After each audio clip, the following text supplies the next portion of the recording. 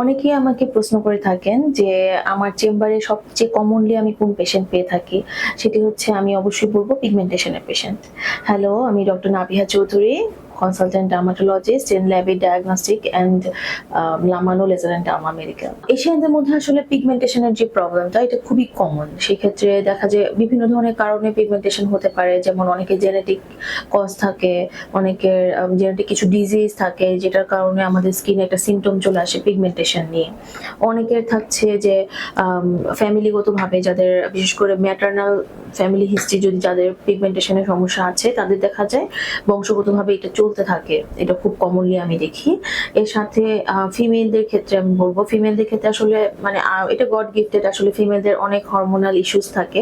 তো সেই ক্ষেত্রে দেখা যায় হরমোনস যে আপ ডাউনস হচ্ছে, হরমোনাল যে ইমব্যালেন্স গুলো হচ্ছে, বা আমাদের পোস্ট প্রেগনেন্সি একটা মেলাজমা, এটা খুব কমনলি পেশেন্টদের ক্ষেত্রে হয়ে যাচ্ছে।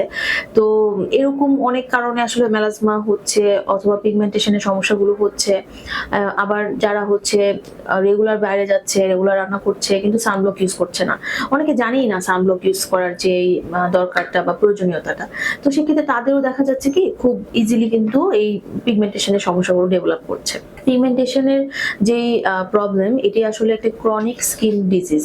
এটি অনেকটা আমি বলবো যে এটি আমাদের বডি, যেমন আমাদের ডায়াবেটিস, প্রেশার হয়, যেটা আসলে আমরা কন্ট্রোল করতে পারবো বা কন্ট্রোল করতে অবশ্যই হবে, কারণ আমরা যদি ট্রিটমেন্ট না করি সেটি অনেক অ্যাডভার্স ইফেক্ট বা অনেক দূর আমাদের শরীরে ক্ষতিগ্রস্ত হবে। তো সেক্ষেত্রে আমাদের মেলাজমাটাও স্কিনের একটি, বা পিগমেন্টেশনের যে প্রবলেম, এগুলো স্কিনের একটি সবচেয়ে কঠিন একটি সমস্যা। তো এই ক্ষেত্রে খুব সহজে আমরা আসলে ট্রিটমেন্ট করে, যেই আমরা মেলাজমা ট্রিটমেন্টের ক্ষেত্রে খুব সহজেই আমরা ট্রিটমেন্ট করতে পারি, কিন্তু সেটি অবশ্যই ট্রিটেবল মেলাজমা, কিন্তু সেটি কন্ট্রোলেবল একটা ডিজিজ। একদম 100% ট্রিটমেন্ট এটি আসলে যদি আমরা কন্ট্রোল করে রাখি বা করে রাখি, সেক্ষেত্রে মেলাজমাটা অনেক বেশি স্টাবর্ন হয় না, অথবা অনেক বেশি কালচে হয়ে যায় না, বা অনেক বেশি সিভিয়ারিটির দিকে যায় না। আর মেলাজমা বা পিগমেন্টেশনস গুলো আসলে আমাদের স্কিনের একদম ডিপ লেয়ার থেকে আসে, যার কারণে মেলাজমা ক্ষেত্রে কিন্তু আমাদের অবশ্যই একটা প্রপার একটা মেডিকেশনের আন্ডারে আমাদের থাকা উচিত। তো এখন মেলাজমার ক্ষেত্রে বা পিগমেন্টেশনের যে প্রবলেমগুলো, সেক্ষেত্রে আমি সবসময় অ্যাপ্লাই করি যে কম্বিনেশন ট্রিটমেন্টে, যেমন ওরাল মেডিসিন আছে, তারপর টপিক্যাল কিছু মেডিসিন আছে, এর সাথে আমরা লেজার আছে আমাদের, অথবা কেমিক্যাল পিলিং করতে পারি, অথবা মাইক্রোনিডলিং করতে পারি, অথবা বিভিন্ন ধরনের আসলে ট্রিটমেন্ট অপশন আছে যার মাধ্যমে আমরা মেলাজমাটাকে অনেকাংশে কমিয়ে আনতে পারবো, কন্ট্রোল করে রাখতে পারবো, যেন অনেক স্টাবর্ন হয়ে অনেক এগ্রেসিভ না পর্যায়ে চলে যায়, অথবা এটা যেন একটা ট্রিটমেন্ট পায়। মেলাজমা ট্রিটমেন্টের প্রথম উদ্দেশ্যটাই হচ্ছে এটা, যেন এই ট্রিটমেন্টটা, এই মেলাজমাটা এর থেকেও আরো গভীরে না যায়, অথবা এর থেকেও আরো বেশি এক্সাজারেটেড না হয়ে যায়। সেক্ষেত্রে আমাদের কিন্তু যেটা বললাম যে কম্বিনেশন ট্রিটমেন্ট গুলো নিতে হবে, ধৈর্য ধরতে হবে অবশ্যই, যে একটা পর্যায়ে কমে আসবে এবং এটা অবশ্যই ট্রিট করা পসিবল, কিন্তু আপনাকে ধৈর্য ধরে ডক্টরের শরণাপন্ন হতে হবে, এবং যেই ট্রিটমেন্ট গুলো আছে বা যে প্রেসক্রিপশনটা ডক্টর দিচ্ছে, সাজেস্ট করছে, সবকিছু আপনাকে কিন্তু ধৈর্য ধরে মেনটেন করতে হবে, যে একটার পর একটা কিভাবে আপনি ভালো হবেন, বা কিভাবে আপনার মেলাজমাটা কমে আসবে, বা মেলাজমা আরো বেশি বাড়বে না, বা এত এগ্রেসিভ পর্যায়ে যাবে না, সেটা কিন্তু আমরা এই ধরনের ট্রিটমেন্টের মাধ্যমে ইজিলি আমরা কন্ট্রোলে নিয়ে আসতে পারি। শুধুমাত্র মেলাজমাই না, আসলে পিগমেন্টেশনের ক্ষেত্রে আমাদের কিন্তু বডি পার্টের পিগমেন্টেশন নিয়েও অনেক পেশেন্ট আসে, যেমন যাদের ঘাড়ে, নেক এরিয়াতে, আন্ডার আর্মস বা প্রাইভেট এরিয়াতে পিগমেন্টেশন নিয়ে আসে অনেক পেশেন্ট। সেক্ষেত্রে তারা কিন্তু একটা হীনমন্যতায় ভুগছে, কাউকে হয়তো শেয়ার করতে পারছে না জিনিসটা, কিন্তু আসলে এগুলো একটা হীনমন্যতার কোনো বিষয় নাই।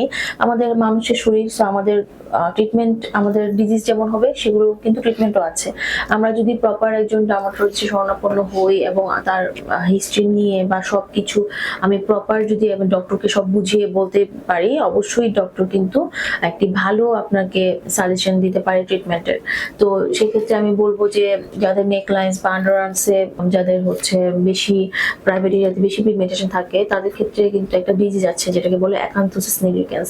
তো যাদের ইনসুলিন, তাদের ক্ষেত্রে দেখা যায় যে অনেক কিছু আন্ডারলাইন কজ থাকে, যেটা বলতে গেলে একটা সিস্টেমিক ডিজিজ। তো তাদের ক্ষেত্রে আমার অনেক কিছু ইভালুয়েশন করতে হবে, তার হরমোনাল স্টাডি, তার একটা আলট্রাসোনোগ্রাফি, তার প্রপার হিস্ট্রি, মেডিকেল হিস্ট্রি, তার কোনো ওয়েট ঠিক আছে কিনা, বডি ওয়েট মেজারমেন্টটা করতে হবে। তো সবকিছু মিলিয়ে তার কিন্তু লাইফস্টাইলও মডিফিকেশন দরকার, তার ডায়েটারি হ্যাবিটেরও মডিফিকেশন দরকার, তার ওরাল মেডিসিনেরও দরকার, সাথে সাথে আমার ট্রিটমেন্টেরও দরকার। সো আমি আসলে সেভাবেই চেম্বার প্র্যাকটিসটা সবসময় করে থাকি। আমি আগে আমার যে রোগটা হচ্ছে বা যে ডিজিজ নিয়ে বা যে সিমটম নিয়ে পেশেন্ট আসছে সেটা কেন হচ্ছে, আন্ডারলাইং ডিজিজটা ইভালুয়েট করার চেষ্টা করি।